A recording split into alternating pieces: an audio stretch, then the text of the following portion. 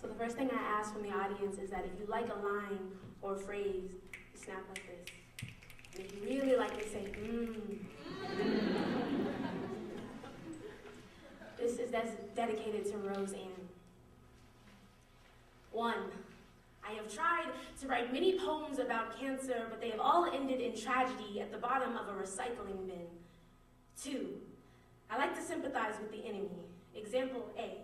If cancer could talk, I think it would like to apologize for making your life harder than it ever needed to be. See, it has no God or feelings, laws, or goals. It is simply a 1 in 4 problem that we have not yet grown accustomed to. But it wants to apologize for taking you from your family and putting you up in a tower. Rapunzel, Rapunzel, let down your hair.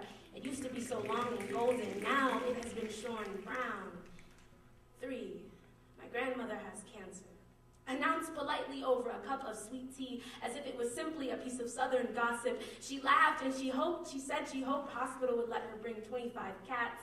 And it didn't matter that I didn't know anything about cancer or that the light had been too bright, the ivy poking sharply out of her arm.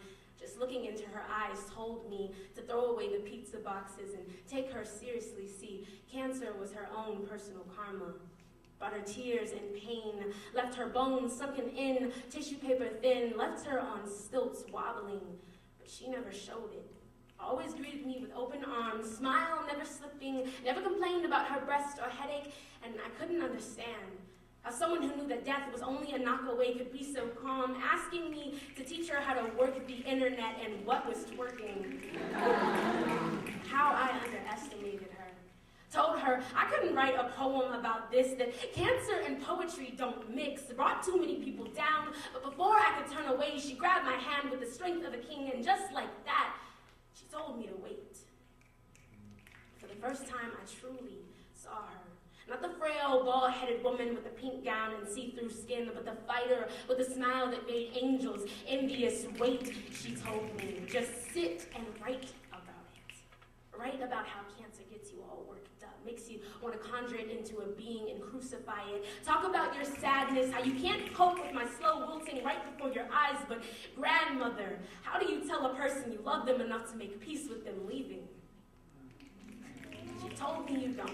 Told me you teach them new ways of living, new ways to smile at the sound of the birds and the sun's greeting. It meant they still saw another day. Teach them to breathe slowly, cherishing every molecule so that the plants knew you were grateful. Teach them to sing so loud the nurses come in, laugh until your head's thrown back and they're shocked. Open your beautiful eyes and use that voice God gave you. Child, write a poem about it.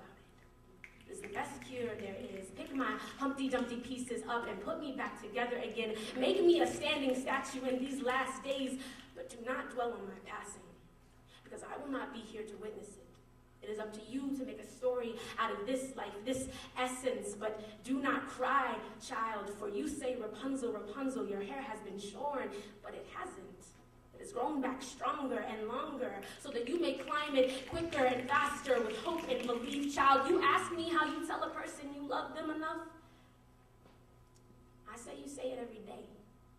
Every fiber of your being, you repeat it until it's engraved in your skin like a tattoo so it sticks. Mix poetry and cancer, child, like rum and coke, and tell me if it tastes good. 4. My grandmother played a prank on me the day before she died. And I didn't cry that day or the day afterwards. Instead, I laughed with all of my being, head thrown back. I wrote and I wrote and I wrote. No more paper lies in that recycling bin.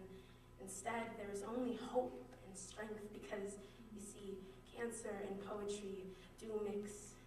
They taste so good.